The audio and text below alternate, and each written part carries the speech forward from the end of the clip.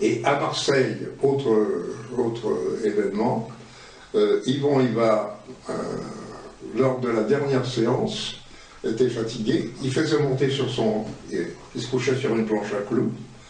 Il faisait monter sur son corps 4 ou 5 personnes pour que ça soit un point important, pour que on mettait un journal sur les clous pour montrer que les clous tenaient bien, et il montrait son dos après.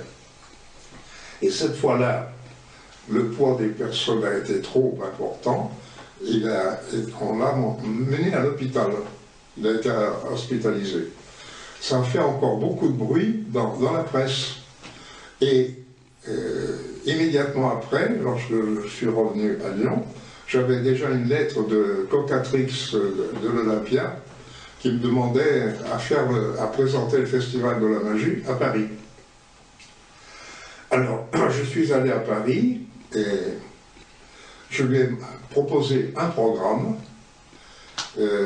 Alors il m'a dit, je vais engager les artistes moi-même parce que je ne suis pas comme vous, je ne paye pas les charges sociales. En effet, il avait des contrats particuliers qui disaient que les artistes étaient des travailleurs indépendants qui travaillaient avec leur matériel, leurs partenaires, etc., leur musique, tout, et qui n'est pas du tout salarié.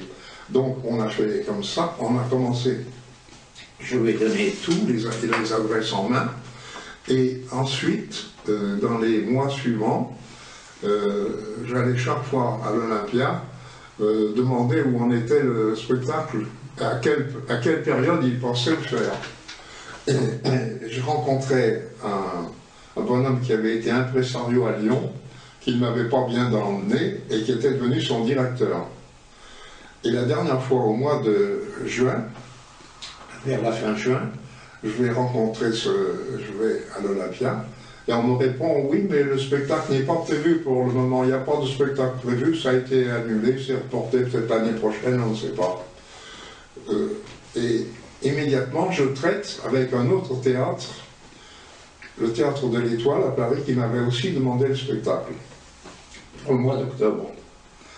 C'est ainsi que, au mois de juillet, un article paraît à Paris, j'apprends que M. Cocatrix, pour la première fois, a eu l'idée de réunir les plus grands magiciens du monde, etc. Il embauchait, mais il avait carrément embauché les artistes que je lui avais proposés.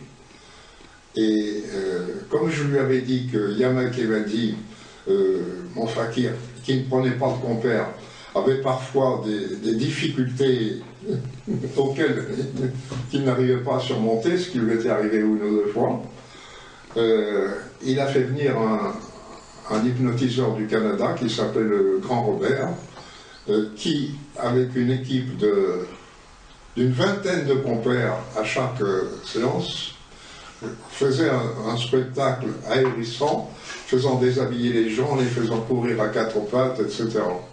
Ce qui a eu un très gros succès.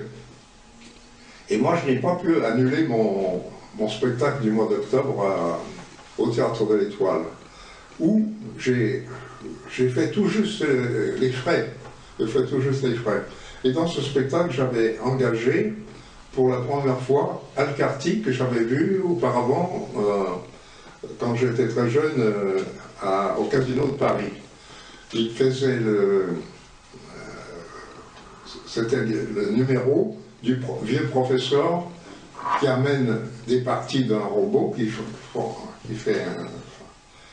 fabrique un robot de toutes pièces et qui, en finale, on voit le robot qui arrache la tête du professeur. Numéro que j'ai engagé souvent par la suite. Et c'est à cette occasion que Alcarty a monté le numéro Macronet. C'est-à-dire qu'il a fait la parodie de tous les artistes qui passaient dans le spectacle.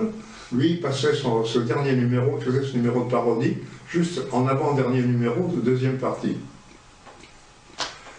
Et finalement, c'est avec ce numéro de Macronet qu'il est devenu célèbre. C'est-à-dire qu'il a été engagé presque à vie au Crazy Horse Saloon de Paris. Ce qui a fait que je n'ai pas pu l'avoir au-delà de 2 ou 3 ans.